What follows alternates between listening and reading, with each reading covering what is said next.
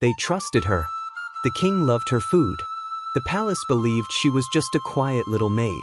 But one night, the king started choking. And what happened next shocked the entire village. This is not just a story. It's a secret that almost brought down an entire kingdom. A long, long time ago in the peaceful kingdom of Yubaro, there lived a great king named King Zobu. He was strong, wise, and loved by everyone. Every evening, King Zobu sat on his golden throne and ate meals prepared by the palace cooks. But one person stood out, a young maid named Tara. Tara was just 18. She had been brought to the palace from a far village called Amik. She didn't talk much. She didn't smile much. She just cooked and cleaned and watched. Everyone said she was harmless, but they didn't know what was inside her heart. Because Tara had a secret so big it could kill a king. Every night, the king would ask for okra soup and pounded yam. And every night, Tara would serve it with a quiet bow and a calm face. King Zobu trusted her. He once said, "Tara's food feels like magic. My body is strong because of her hands."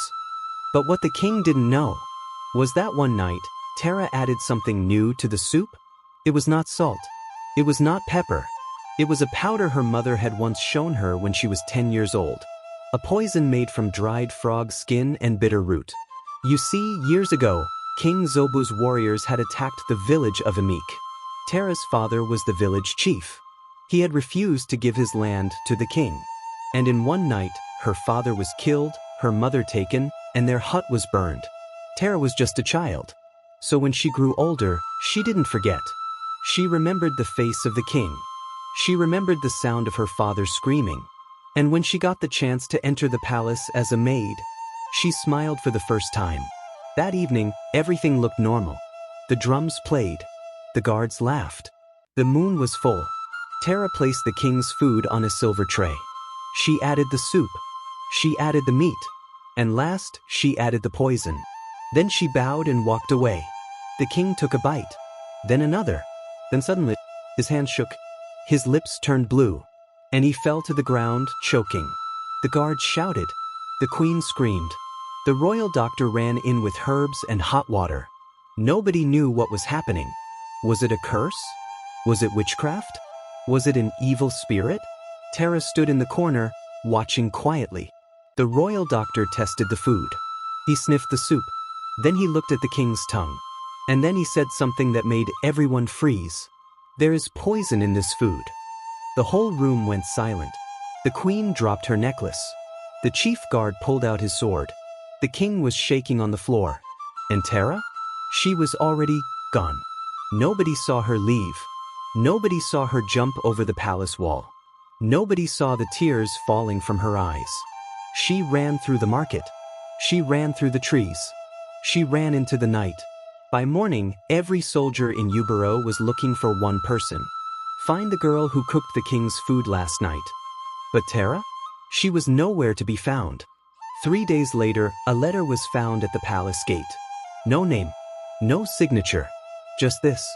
"This is for my father, the one your crown destroyed." Inside the envelope was the same poison. The king survived, but his eyes never looked the same. He stopped smiling. He stopped eating food made by anyone. And in the shadows of Yubaro, some say Tara is still alive. Some say she joined a secret village. Some say she became a queen in another land. But nobody knows. One girl, one plan, one moment that shook a kingdom. And yet, no one truly knows what happened next. But they will. Very soon. The letter shocked everyone. The king read it again and again. His hands shook as he held the small paper. His eyes, once proud and full of power, now looked tired and afraid. He knew what it meant. This wasn't just a poisoning. It was payback. And worst of all, the girl who did it was smarter than anyone expected. The palace changed overnight. The cooks were questioned. The maids were searched. Every bowl of food was tested before it reached the king. Even water was served by guards now. No one could be trusted. Not even the queen. The people outside the palace began to whisper, "Who is this girl? How did she escape? Did the king kill her father?" But the king? He said nothing. He just sat on his throne and waited. 3 days after the letter was found, the king sent his best tracker, Django. Django could follow any footprint. He once found a thief who ran barefoot through the river. This time, Django followed the path from the palace to the forest. He found a red cloth. He found a broken necklace. And then, deep in the trees, he found a bowl filled with burnt leaves and herbs, the same smell as the poison. "She's close," he said. But what he didn't know, she was watching him. From high in a tree, Tara saw Django. She didn't move. She didn't blink. She just watched him like a hawk. She was no longer the quiet maid. She had changed. Her hair was wrapped like a warrior. Her hands held a slingshot made of bone and leather. Around her neck was her father's old pendant. She whispered to herself, "Let them come. I am not running anymore." The king's health was fading. Even though he had survived, something inside him was broken. He no longer trusted anyone. He stayed in a dark room. He refused to eat food that wasn't made by his own sister. And every night, he had the same dream. He saw Tara standing at the foot of his bed. She didn't speak. She just stared with eyes full of fire. He always woke up sweating. Then it happened again. One of the palace guards fell ill. Then another. This time, it wasn't soup. It was wine. Someone had poured a clear poison into the king's royal barrels. The whole palace was scared. Everyone blamed Tara. But no one could prove it.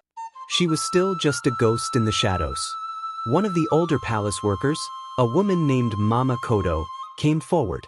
She said something that made the king's blood run cold. "Your Majesty," the girl did not escape through the gate. She used the tunnel. "What tunnel?" the king asked. Mama Kodo whispered, "The one your father built, to run from war. Only a few know it still exists." And then came the moment no one saw coming. The king called his royal storyteller. He said, "Record this, so history will remember that the girl's father was once my friend." The whole room went quiet. The king continued, "We built our kingdoms side by side. But one day he refused to sell his land to me. I gave the order. His village burned. His family was scattered. His voice cracked. I didn't know his daughter survived." A sound echoed through the throne room. A loud crack. The windows shattered. A single arrow flew across the hall and landed right at the king's feet. Tied to it, a red piece of cloth. With writing, "You remember now, but I never forgot." The king is no longer safe. Tara is no longer hiding. The past is no longer buried. The only question is, what will she do next? And who will pay the price? The arrow shook the entire palace. Not just because it broke the king's window, but because it told the truth. Tara was back. She was watching. And she wanted more than revenge. She wanted justice. After the arrow, King Zobu didn't sleep for 3 days. He ordered double guards at the gates. He canceled all public appearances. He even sent his wife and children to another kingdom for safety. But fear? It still sat in his chest like fire. He knew what Tara wanted now. She didn't want just his life. She wanted his soul to feel what her family felt. Mama Kodo came again. This time, she told the king another secret. "My king, we never buried her father." "What?" he asked. There was no time. After the burning of Emik, his body was left in the ashes. The king's eyes filled with shame. "She knows," Mama Kodo said, "and she will not stop until he is laid to rest." That night, for the first time in 19 years, the king cried. Tara knelt by an old tree. She lit 3 sticks of burning bark. She placed a stone, a feather, and a ring beside them. And then she whispered, "Baba, we are close. I did not forget you. And I will not stop until your name is spoken by the man who erased you." Behind her, 5 figures stood. Young women, silent, each one from a village that King Zobu had destroyed long ago. They called themselves the Forgotten Daughters. The king called Django the Tracker. "Bring her to me, alive. No more bloodshed. I need to talk to her, father to daughter." But Django didn't trust the king anymore. He had seen too much. "If I find her," Django said, "she may not want to talk." "Try," the king replied. It may be the only way to save us both. The next night, a small hut behind the palace burst into flames. Inside was another note, nailed to the wall with a broken arrow. You destroyed my home. I will burn every memory of yours. You can't hide behind walls forever. The fire reached the palace kitchen. 3 guards were injured. The people started talking. Is the king cursed? Is she human, or something else? The palace was no longer a place of power. It had become a prison. On the morning of the king's 55th birthday, a small box was left on his throne. No one saw who placed it there. Inside, a crown made of ashes, and a note. Wear this, your majesty, for it is the only crown your soul deserves. The king collapsed to his knees, and outside, from the hill beyond the city, Tara stood watching. As the king knelt in shame, as the palace guards looked lost, as the people waited for the next attack, Tara did something strange. She didn't strike. She didn't shoot another arrow. She walked into the city square, alone, hands raised, head high, and said just 5 words. Bring me to the king. Why did she surrender? What is she planning? And will this end in peace, or something far, far worse?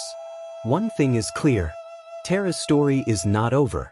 And neither is the king's judgment. Tara stood in the city square. Alone. No weapons. No mask. No shadows. For the first time in 19 years, the little girl from Emik faced the kingdom that took everything from her. Bring me to the king, she said softly. Guards surrounded her. People stared.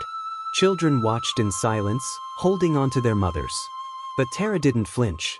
She walked forward, hands still in the air, heart full of one thing, truth. The palace doors opened. And for the first time in years, King Zobo walked outside. His body was weak. His crown was gone. His eyes, sunken and tired. When he saw Tara, his lips trembled. You look just like your father, he said. You remember him now? Tara asked. He nodded. I never forgot. I just buried the memory, like I buried the truth. They sat under the old royal tree, and Tara told him everything. The night her father died.